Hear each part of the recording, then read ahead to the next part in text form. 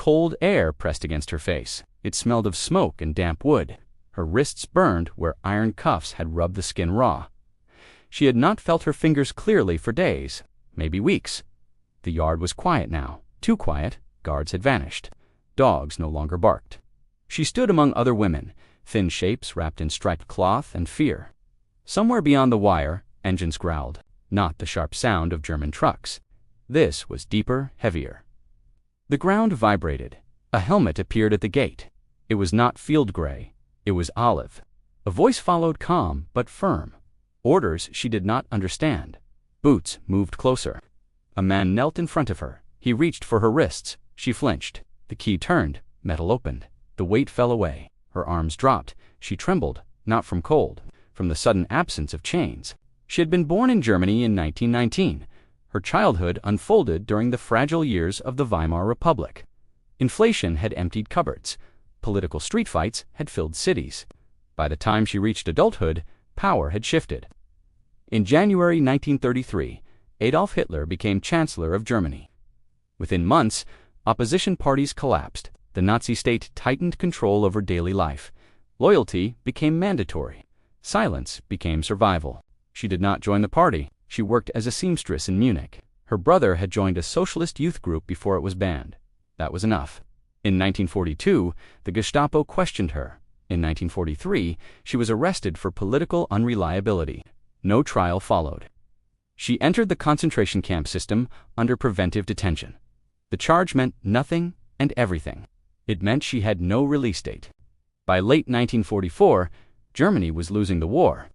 The Eastern Front had collapsed after the Soviet victories at Stalingrad in February 1943 and Kursk in July 1943. In the West, Allied forces landed in Normandy on June 6, 1944. By September, American and British armies had reached the German border. Strategic bombing had crippled industry. Fuel shortages paralyzed transport. The regime responded with more arrests. Camps expanded. Prisoners were moved deeper into Germany.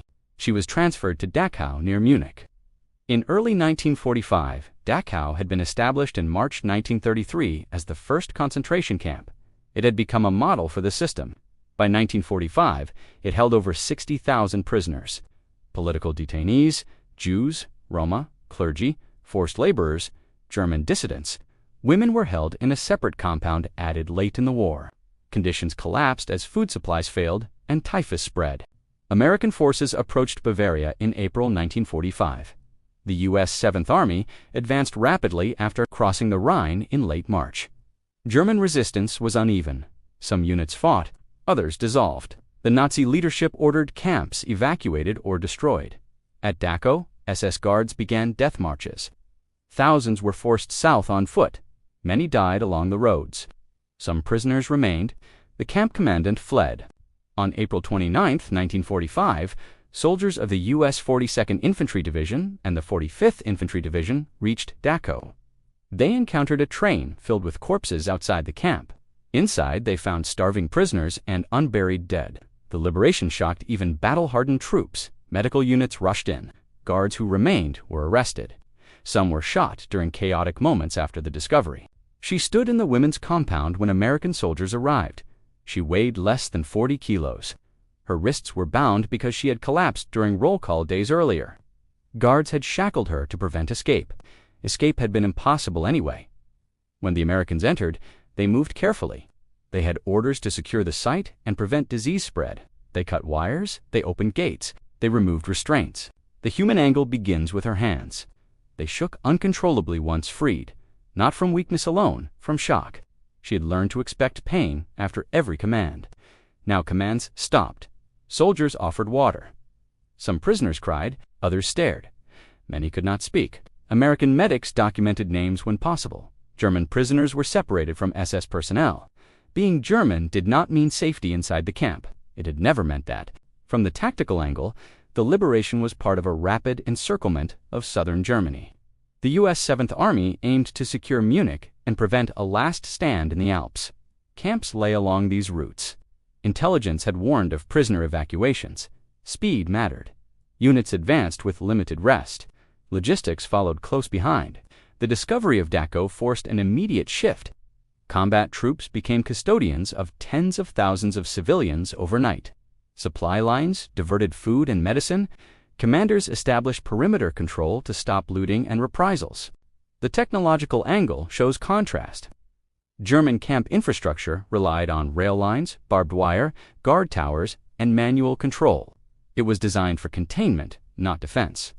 American forces arrived with mechanized infantry, armored support, radios, and mobile medical units. Field telephones linked companies. Trucks brought supplies within hours. Cameras documented everything. Signal Corps photographers recorded evidence for future war crimes trials. Technology exposed what secrecy had hidden. From the enemy perspective, the camp had already failed. SS guards knew the war was lost. Orders were contradictory: destroy records or evacuate prisoners, save themselves or obey. Some fled in civilian clothes, others stayed and faced capture. The ideology that justified the camps collapsed in silence. No last speech, no organized resistance, only abandonment. The turning point came not with gunfire, but with realization. American soldiers understood they were not liberating a prison camp. They were uncovering a system. Numbers told the story. Over 200,000 people had passed through Dachau since 1933. At least 41,500 had died there. Typhus cases numbered in the thousands in April 1945 alone. Food rations had dropped below 800 calories per day. Crematoria had run continuously. As the camp was secured, officers ordered guards disarmed. Prisoners were told to remain in place to prevent disease spread. That order was hard to enforce. Some inmates attacked former guards. American officers intervened. The priority shifted to survival. Water trucks arrived. Kitchens were set up. Doctors improvised wards. She was examined and tagged with a number. German nationality noted. Political prisoner. Alive. News traveled fast. Journalists arrived within days. Generals toured the site. Dwight D. Eisenhower ordered documentation so no one could deny what had happened. German civilians from nearby towns were brought to see the camp. The site was deliberate. Responsibility was collective in consequence, if not in guilt. For her, the moment of change was simple. The chains were gone. She was no longer counted as labor. She was a patient, a witness, an individual again. She received bread. Too much food at once made her sick. Doctors restricted rations carefully. Recovery was slow. Many did not survive even after liberation. Bodies failed after prolonged starvation. The aftermath unfolded over months. Dachau became a displaced persons camp. Survivors waited for family news. Many had none left. She learned her brother had died on the Eastern Front in 1944. Her parents' home had been destroyed by bombing. Germany lay in ruins. Cities flattened, millions displaced. The Allied occupation divided the country into zones. American military authorities processed former prisoners. Some Germans faced suspicion. Political detainees were eventually recognized as victims. Compensation laws came later. In 1945, survival came first. She was transferred to a recovery center run by the United Nations Relief and Rehabilitation Administration. Paperwork replaced shackles. It felt unreal. The war ended in Europe on May 8, 1945. Victory did not erase trauma. Camps like Dachau became symbols. Trials followed.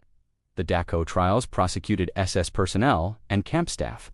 Evidence gathered during liberation played a central role. Photographs, testimonies, medical reports.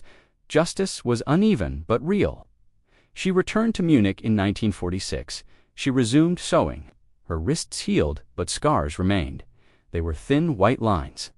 She rarely spoke of the camp. When asked, she described the sound of the key, the weight falling away. The world learned slowly. Liberation footage forced confrontation. Denial became harder.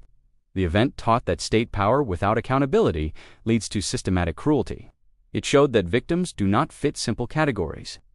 Germans were not only perpetrators, some were prisoners, some were both complicit and trapped. The lesson was not abstract, it was human. Chains can be legal, camps can be bureaucratic. Liberation requires action, speed, and proof.